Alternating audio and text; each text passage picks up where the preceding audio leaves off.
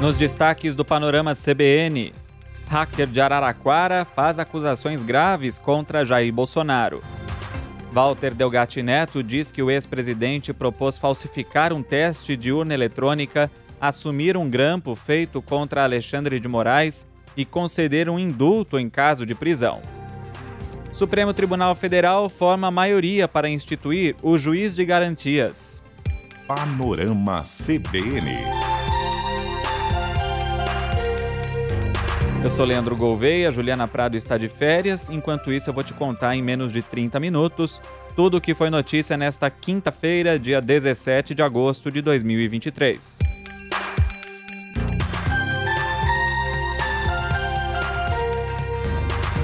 Mesmo amparado por um habeas corpus que lhe permitia ficar em silêncio para não se incriminar, o hacker Walter Delgatti jogou tudo no ventilador. Ele disse que assessores do ex-presidente Jair Bolsonaro pediram para ele criar um código-fonte falso das urnas eletrônicas para insinuar que o equipamento era vulnerável e passível de ter votos alterados. Foi uma proposta feita pelo marqueteiro da campanha de Bolsonaro, Duda Lima, durante uma reunião com integrantes da cúpula do PL, incluindo o presidente Valdemar Costa Neto, intermediada pela deputada Carla Zambelli. Segundo ele, a parlamentar até prometeu um emprego ao hacker durante o período de campanha, se ele fizesse propaganda para deslegitimar a lisura do processo eleitoral. A ideia era pegar uma urna eletrônica e fazer um teste falso, dizendo que seria possível digitar um voto e contabilizar outro, para depois fazer vídeos para viralizar nas redes sociais. No dia 7 de setembro, eles pegaram uma urna emprestada da OAB, acredito, que eu colocasse um aplicativo meu lá e mostrasse à população que é possível apertar um voto e sair outro. Qual seria a ideia do apertar? Seria apertar o número... É que assim, o código-fonte da urna, certo, eu faria o meu, não o do TSE, só mostrando que, exemplo, a população vendo que é possível apertar um voto e imprimir outro.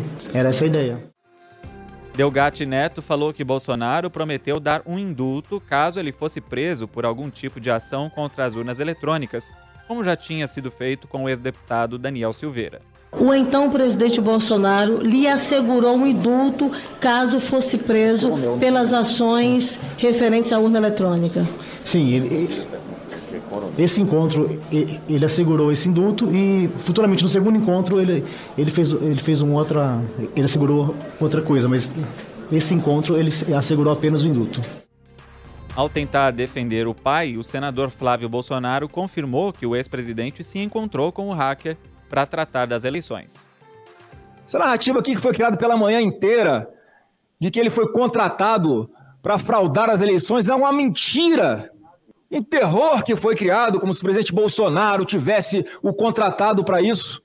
As conversas sempre foram no sentido de instruir o TSE, para mostrar, TSE, dá para melhorar a segurança das urnas. E foi nesse aspecto que o senhor foi contactado.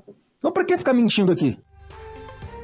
O hacker afirmou também que Bolsonaro disse em outra ocasião por telefone que o governo tinha conseguido um grampo do ministro Alexandre de Moraes do STF. De acordo com a versão dele, o grampo teria sido conseguido por uma pessoa de fora do país, mas Bolsonaro queria que o hacker assumisse a autoria do grampo. A conversa mais uma vez foi intermediada por Carla Zambelli, que levou um celular que foi usado apenas nessa ocasião e depois foi descartado. Um celular que foi usado apenas naquele encontro. E nisso eu falei com o presidente da República e, segundo ele, eles haviam conseguido um grampo, que era tão esperado à época, do ministro Alexandre de Moraes. Segundo ele, esse grampo ele foi realizado já, que teria conversas comprometedoras do ministro, e ele precisava que eu assumisse a autoria desse grampo, lembrando que à época eu era o hacker da Lava Jato, né? Então seria difícil a esquerda... Questionar? Sim, questionar essa autoria, porque lá atrás eu havia assumido a Lava Jato, que realmente fui eu, e eles apoiaram. Então a ideia seria o quê? O garoto da esquerda assumir esse grampo. A declaração acabou pegando a todos de surpresa. A relatora da CPMI, senadora Elisiane Gama, pediu para que ele explicasse mais uma vez, porque ela não estava acreditando. E Walter Delgatti acrescentou que Bolsonaro tinha dito que até mandaria prender algum juiz que o punisse por ter feito o grampo. Ele disse no telefonema que esse grampo foi realizado por agentes de outro país, ele me disse. não sei se é verdade, se realmente aconteceu o grampo, porque eu não tive acesso a ele, e disse que em troca eu teria o prometido indulto, e ele ainda disse assim, ó, se caso alguém te prender, eu mando prender o juiz. Ele usou essa frase. Não, eu não entendi. Ele disse assim, fique tranquilo, se caso algum juiz te prender, eu mando prender o juiz, e deu risada. O hacker disse que, depois dessas conversas, Bolsonaro pediu a assessores que levassem o hacker para reuniões no Ministério da Defesa. Delgatti afirmou que teve pelo menos 5 encontros com militares para tratar das urnas e que, inclusive, aquele relatório do Ministério da Defesa encaminhado ao Tribunal Superior Eleitoral questionando o acesso ao código-fonte foi feito pelo hacker, mas assinado pelos militares. Ele também disse que teme pela sua vida e a defesa dele pediu que ele entre no programa de proteção à testemunha. Depois de todas essas revelações, a Polícia Federal decidiu ouvir novamente o hacker nesta sexta-feira. A relatora da CPMI, senadora Elisiane Gama, disse que com o depoimento já tem fortes condições de indiciar o ex-presidente Jair Bolsonaro. Não há dúvida nenhuma que esse é um depoimento absolutamente bombástico pela gravidade das informações que nos foram passadas pelo depoente. Eu diria que hoje os elementos apresentados a esta comissão nos dão fortes condições de, ao final, termos o indiciamento do ex-presidente Bolsonaro. Nós precisamos compatibilizar com as quebras que nós estamos defendendo que ocorra. Dentre elas, a quebra de sigilos, eu diria, de relatórios do COAF, que são os RIFs, e também essas quebras telemáticas. Esses dados que chegarão até nós, em sendo confirmadas as informações de hoje, não há dúvida nenhuma que partiremos aí para esses indiciamentos. A defesa do ex-presidente Jair Bolsonaro informou que vai apresentar uma queixa-crime contra o hacker Walter Delgatti por calúnia e difamação. A deputada Carla Zambelli divulgou uma nota dizendo que refuta qualquer acusação de prática de condutas ilícitas ou imorais pela parlamentar. E como o próprio Walter Delgatti mencionou em uma das falas, ele ficou inicialmente conhecido por ter invadido celulares de autoridades da Operação Lava Jato, no episódio que ficou conhecido como Vaza Jato. Foi aí que a parcialidade do ex-juiz Sérgio Moro ficou comprovada e acabou anulando sentenças da operação, inclusive a condenação do presidente Lula pelo caso do triplex do Guarujá. Sérgio Moro, que deixou a magistratura para virar político, bateu boca com Walter Delgatti. O senador tentava desqualificar as falas do hacker, dizendo que ele é um criminoso, com condenações por estelionato. Durante os questionamentos, o hacker se descontrolou e afirmou que Moro é um criminoso contumaz. Quantas vítimas o senhor já provocou de estelionato? Quantas pessoas foram vítimas do estelionato que o senhor praticou? Relembrando que eu fui vítima de uma perseguição em Araraquara, inclusive equiparada à perseguição que Vossa Excelência fez com o presidente Lula, integrantes do PT, e ressaltando que eu li as conversas de Vossa Excelência e li a parte privada e posso dizer que o senhor é um criminoso contumaz. Cometeu diversas irregularidades e crimes. Pediria aqui que fosse advertido o depoente que não pode chamar um senador de criminoso cometendo crime de calúnia. Eu peço escusas, então. O senhor, por favor, respeite aqui o plenário desta casa. Retiro o que eu disse, peço escusas. O bandido aqui, desculpe, senhor Walter, que foi preso é o senhor. O senhor não foi preso, o senhor foi condenado. O senhor foi condenado. O senhor é inocente como o presidente Lula, então, é isso? Em outro momento, Moro voltou a questionar Delgatti e o hacker disse que leu as conversas do ex-juiz com o então procurador Deltan Dallagnol e que o vazamento é usado até hoje pelo Supremo para anular condenações de pessoas inocentes. Moro disse que essas pessoas cometeram crimes contra a Petrobras e Delgatti respondeu afirmando que prefere ficar com a versão do Supremo Tribunal Federal. Walter Delgatti também se recusou a responder todas as perguntas de Flávio Bolsonaro. Mas, senhor Walter Delgatti, senhor conhecido pelas suas habilidades, pelo que fez ali invadindo celulares ilegalmente de autoridades, no que foi conhecido como Vaza Jato, o senhor recebeu alguma vantagem para fazer esse trabalho? Por orientação do meu advogado, eu irei ficar em silêncio. Não entendi. Por orientação do meu advogado, eu irei ficar em silêncio. Tá bom. O senhor...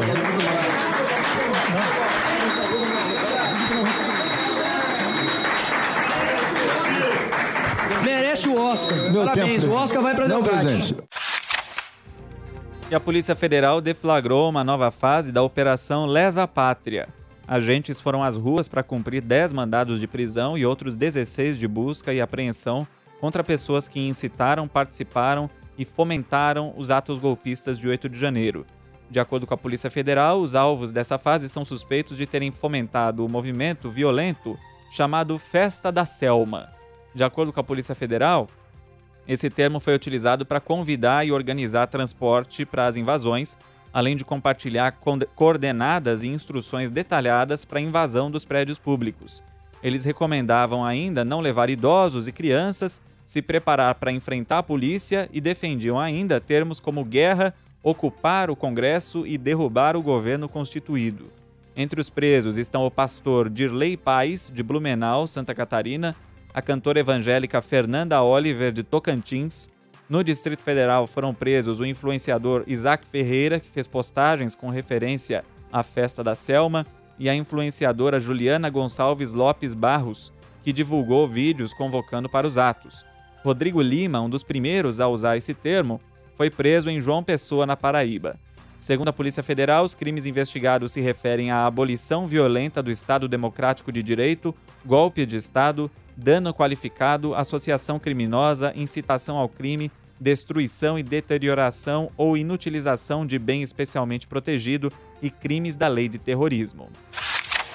Na CPI dos atos antidemocráticos, que é a comissão que está em andamento na Assembleia do Distrito Federal, prestou depoimento o diretor do Departamento de Combate à Corrupção e ao Crime Organizado da Polícia Civil, Leonardo de Castro Cardoso.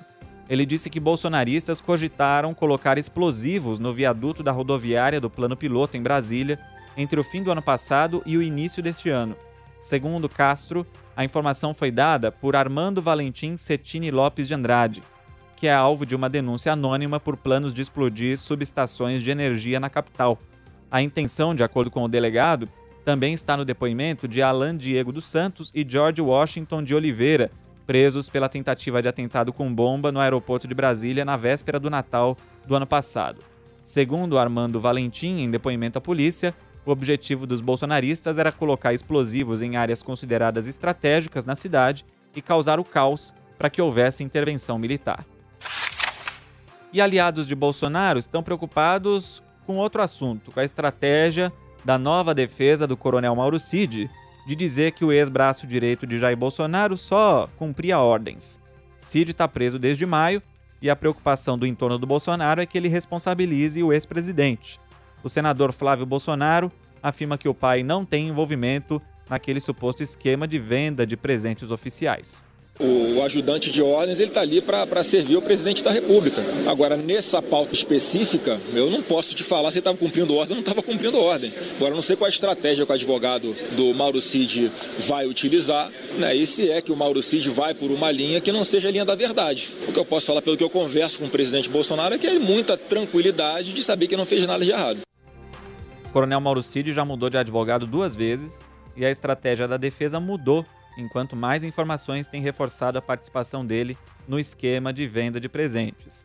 A quebra de sigilo de Mauro Cid, obtida pela CPMI dos ataques golpistas, mostra que ele movimentou R$ 2.300.000 como procurador das contas do ex-presidente e mais de R$ 8 milhões em contas de sua própria titularidade em 3 anos.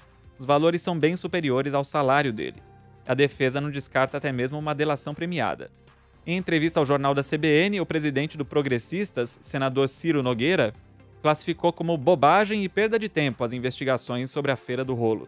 Ele disse que a Polícia Federal não vai conseguir provar nada contra Bolsonaro. Eu conheço a história de vida de Jair Bolsonaro, conheço a integridade de Jair Bolsonaro. Isso não é uma narrativa, isso não são vai alguns colar. fatos. É uma narrativa. Parece, às vezes, que Jair Bolsonaro é o presidente do Brasil ainda hoje. As pessoas só falam nisso para encobrir os problemas do nosso país. Que as pessoas estão passando fome, que as pessoas estão sem emprego, que não chegou a cerveja e a picanha. Aí que só se fala em Bolsonaro nesse país. Além de Mauro Cid, o entorno de Bolsonaro está preocupado com os desdobramentos da investigação que se aproxima do advogado do ex-presidente Frederic Wassef, ex-advogado na verdade. A busca da Polícia Federal no restaurante em que ele estava na noite de quarta-feira apreendeu 4 celulares dele. Um deles, de acordo com o blog da jornalista Natuza Neri, da Globo News, era o aparelho que, segundo interlocutores, o advogado dizia usar exclusivamente para conversar com Bolsonaro. O mandado foi cumprido após o Assef confessar que recomprou o relógio Rolex dado de presente pelo governo da Arábia Saudita ao governo brasileiro. Ele confessa a recompra, mas nega que tenha sido uma operação a mando do ex-presidente. O Assef deve ser chamado para depor nos próximos dias. E a Polícia Federal cumpriu um mandado de busca e apreensão contra um homem que se intitulava integrante do grupo terrorista Al-Qaeda. O suspeito publicou um vídeo ainda no ano passado em que dizia que explodiria uma grande bomba em nome do grupo terrorista para matar o ministro Alexandre de Moraes do STF. O mandado foi cumprido em Mossoró, no Rio Grande do Norte. E o Ministério Público Federal alterou a denúncia contra o ex-deputado Roberto Jefferson na ação penal sobre os disparos feitos contra agentes da Polícia Federal que tentavam cumprir a ordem de prisão contra ele às vésperas das eleições. A Procuradoria entende agora que o político deve responder por tentativa de homicídio com dolo eventual, por ter assumido o risco de matar os 4 policiais. A acusação inicial afirmava que ele tinha a intenção de matar os agentes. A defesa de Jefferson entende que ele deve responder só por lesão corporal culposa e dano ao patrimônio público pela viatura atingida. E a reforma ministerial, hein? Estamos prestes a conhecer a nova configuração do governo, com a entrada do PP, o Progressistas, e do Republicanos, partidos do Centrão. Lula se reuniu na quarta com o presidente da Câmara, Arthur Lira, do PP, com o deputado Hugo Mota, líder do Republicanos, e com o deputado André Fufuca, líder do PP, que vai assumir um dos ministérios. Ele ficaria com o Ministério do Desenvolvimento Social, mas sem o Bolsa Família. O atual ministro, Wellington Dias, do PT, poderia ir para uma secretaria dentro do Ministério de Gestão e Inovação, para onde iria o Bolsa Família. Mas o programa também pode ir para a Casa Civil. Na reunião de quarta, Lira sinalizou a Lula que o PP tem aptidão por um ministério de primeira grandeza, porque, como ele perdeu o poder com a extinção das emendas de relator, a saída seria ficar com as emendas de bancada, que são liberadas pelos ministérios. Na entrevista ao jornal da CBN, o senador Ciro Nogueira também tratou desse assunto, e ele disse que o Progressistas, o PP, não vai fazer parte do governo Lula enquanto ele for presidente do partido, e disse que o deputado André Fufuca será afastado de todas as decisões da sigla caso assuma o ministério. Eu não tenho identificação, acho que a maioria do partido não tem identificação. As pessoas que votaram no partido não têm essa identificação e não tem necessidade. Isso é um passado que nós tínhamos extirpado da vida pública. Não faz bem essas indicações. Isso é uma coisa muito ruim para a política nacional, que infelizmente é o modus operandi do Partido dos Trabalhadores. Além de um ministério, o PP de Ciro Nogueira também ficaria com a Caixa Econômica, com a deputada Margarete Coelho. Para o Republicanos, está praticamente certo o Ministério de Portos e Aeroportos, para Silvio Costa Filho, e também a Funasa. Para isso, estão sendo considerados 2 cenários para o atual ministro Márcio França. O primeiro é ele ir para um futuro ministério a ser criado, o de pequenas e microempresas. O segundo é ele assumir a vaga de Geraldo Alckmin no Ministério da Indústria. O problema é que Lula avalia que Alckmin tem feito um bom trabalho no ministério e não queria abrir mão dele. O ministro de Relações Institucionais, Alexandre Padilha, disse que Lula deve tomar a decisão o quanto antes, porque ele está prestes a viajar para a África do Sul e só volta no dia 29. O presidente estava tratando com ele agora de manhã cedo, temos que tomar algumas decisões hoje, porque domingo o senhor já está indo, ficar uma semana toda fora com agenda importante dos BRICS, uma agenda importante da CPLP, da retomada da cooperação Brasil com o continente africano. E o Supremo Tribunal Federal formou maioria pela constitucionalidade do juiz de garantias. O placar está em 6-1. A divergência é quanto ao tempo e prazo para a implantação da medida. Alexandre de Moraes votou por 18 meses. Cássio Nunes Marques votou por até 3 anos. O juiz de garantias vai atuar na fase de instrução dos processos, sendo responsável pela aprovação de medidas cautelares e investigativas, como prisões preventivas e quebras de sigilo. O julgamento do réu ficará a cargo de outro juiz. Panorama CBN. O Conselho Nacional da Previdência Social aprovou, por 14-1, a redução da taxa máxima de juros cobrada em empréstimos consignados para aposentados e pensionistas do INSS. O teto dos juros passará de 1,97% ao mês para 1,91%, no caso do empréstimo consignado convencional, com desconto em folha de pagamento. Já o limite de juros para a modalidade de cartão de crédito passará de 2,89% para 2,83%. O voto contrário foi dado pelo representante da Confederação Nacional das Instituições Financeiras. E o índice Bovespa caiu pelo 13º pregão seguido. A queda foi de 0,53%, chegando aos 114.982 pontos. O dólar comercial caiu levemente, 0,16%, cotado a R$ 4,98. O euro vale R$ 5,41, com queda de 0,17%.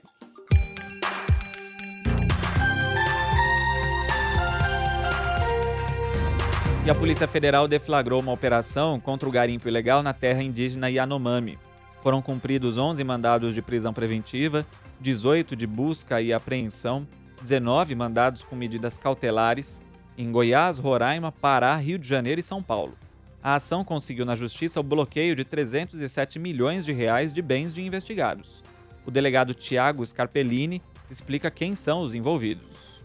Essa organização criminosa era composta por 4 núcleos.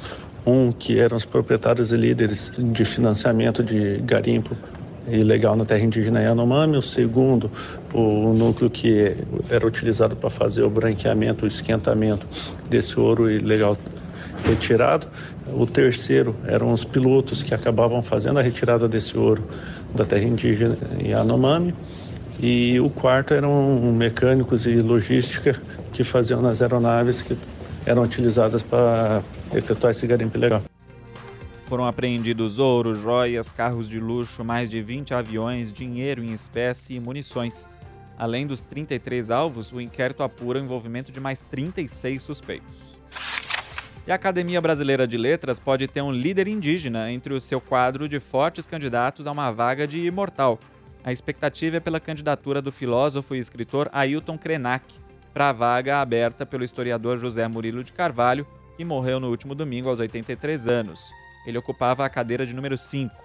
Apesar de ser tida como certa, a candidatura só pode ser oficializada depois da chamada Sessão da Saudade, realizada pela ABL sempre que um integrante morre, e que foi realizada nessa quinta. A expectativa então é que Krenak apresente a carta formalizando sua candidatura nesta sexta. Ailton Krenak é considerado hoje um dos mais importantes líderes indígenas do Brasil, mas também um intelectual e filósofo de destaque. É autor de algumas obras como Ideias para Adiar o Fim do Mundo, A Vida Não é Útil e Futuro Ancestral. Seus livros trazem reflexões e alertas sobre questões ambientais e sobre como a humanidade pode ainda evitar a destruição do planeta Terra. A cantora Preta Gil, após a cirurgia para a retirada de um tumor no intestino, tem bom estado geral.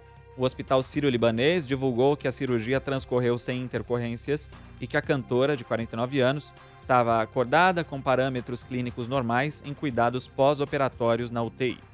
Nessa quinta foi divulgado que o apresentador Faustão, de 73 anos, está internado no Hospital Albert Einstein, em São Paulo, desde o dia 5 de agosto, para tratamento de compensação clínica de insuficiência cardíaca. O hospital informou que ele se encontra estável em cuidados intensivos.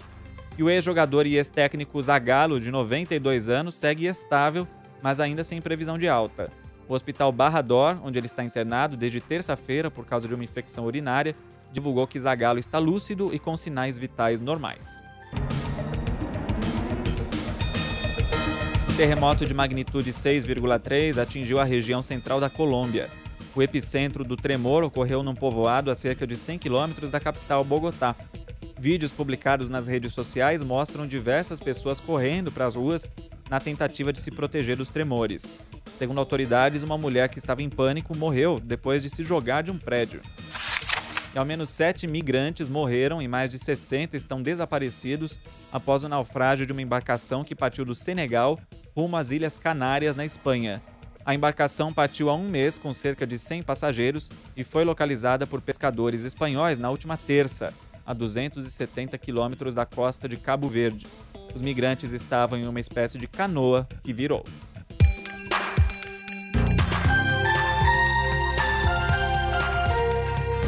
E termina aqui mais um Panorama CBN. Para saber mais sobre o que você ouviu aqui e outros temas que ainda estão surgindo agora, acesse o site ou o aplicativo da CBN.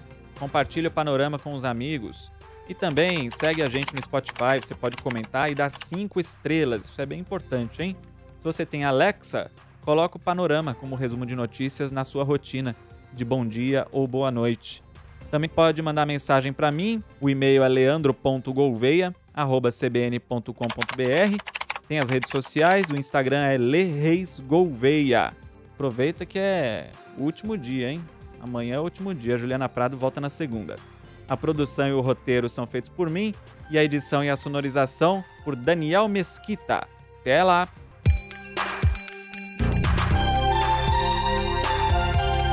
Panorama CBN. As principais notícias do dia em menos de meia hora.